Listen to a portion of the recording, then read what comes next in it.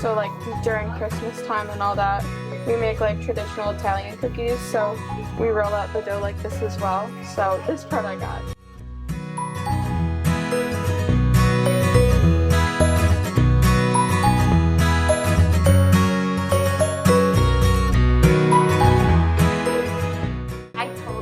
Remote learners last semester, there's no better time to learn these skills than right now.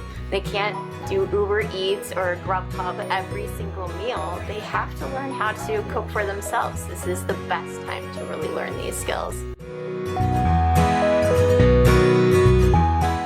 Just like the baking, like this class, all the baking stuff I really like. So I think it's just like a good thing to know, like when I'm older, like live alone.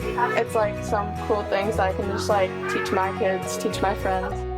I was so impressed and proud of our students and how they persevered, and I also noticed that they really did enjoy getting into their own home kitchen during the day.